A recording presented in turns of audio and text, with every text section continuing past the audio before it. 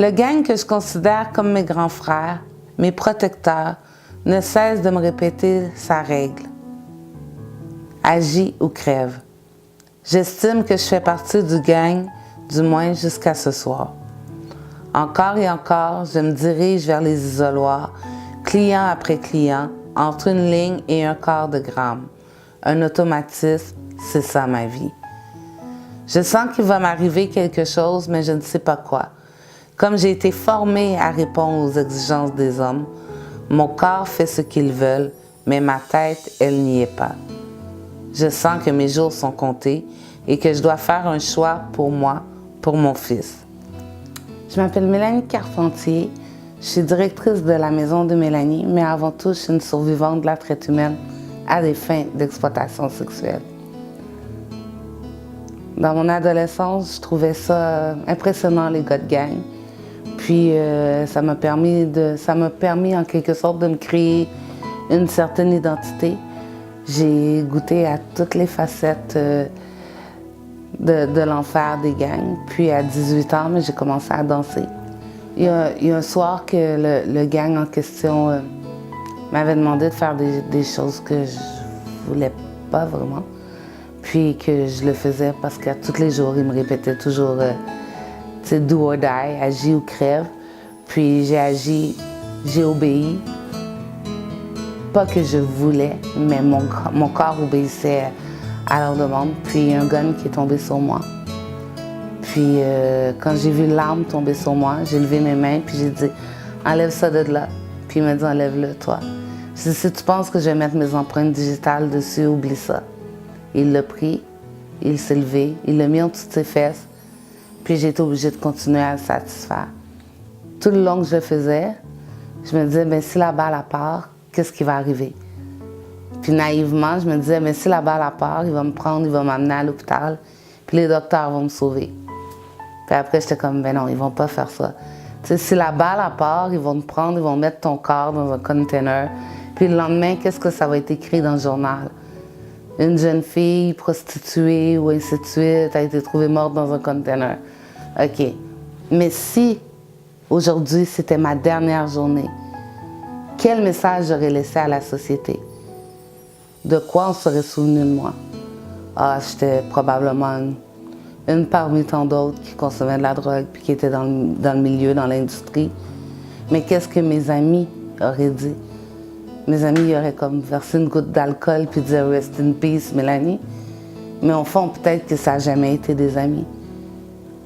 Puis si j'étais morte aujourd'hui, si la balle était partie, quel message j'aurais laissé à mon fils? Il s'aurait dit quoi du haut de ses 2 ans? Ma mère me faisait garder tout le temps. C'était une prostituée, elle consommait de la drogue.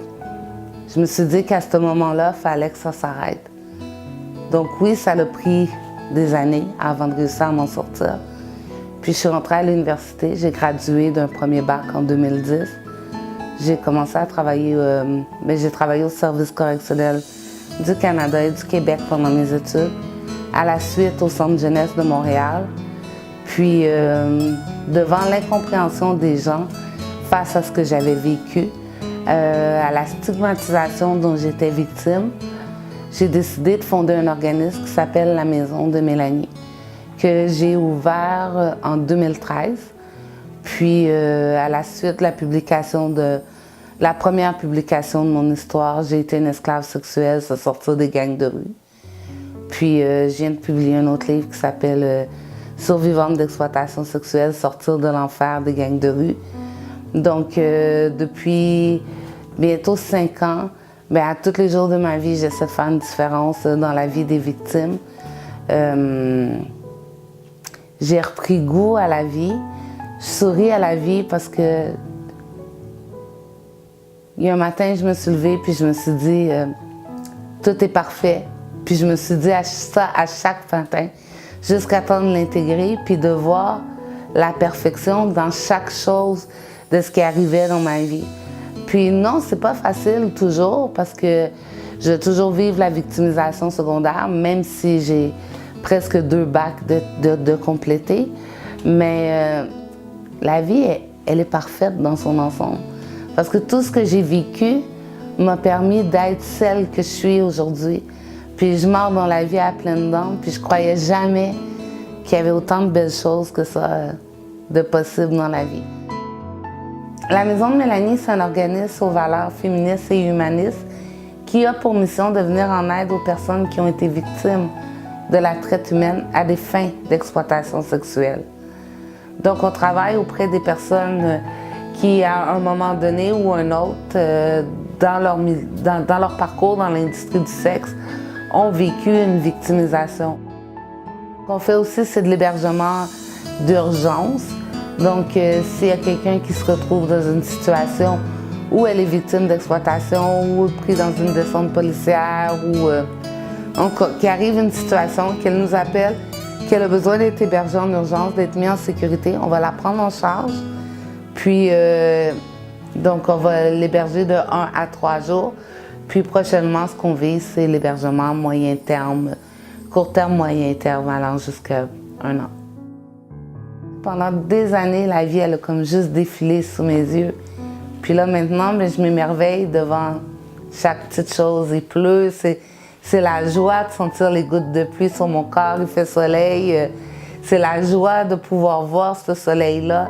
La nature, c'est toute beauté. Je veux dire, comme toutes les expériences dans notre vie, aussi difficiles qu'elles peuvent être, c'est comme elles sont merveilleuses. Parce qu'elles nous apprennent tous quelque chose. Donc moi, ce que j'ai vécu, je veux dire, comme j'ai failli mourir à de nombreuses reprises, puis je voyais pas tout ce qu'il y avait autour de moi. Je veux dire, maintenant, c'est wow, comme je vois la perfection dans chaque chose. Comme tout ce qui arrive, je suis convaincue que ça arrive dans l'ordre que ça doit arriver. Tout est parfait. Je m'appelle Mélanie Carpentier, puis aujourd'hui, je souris à la vie.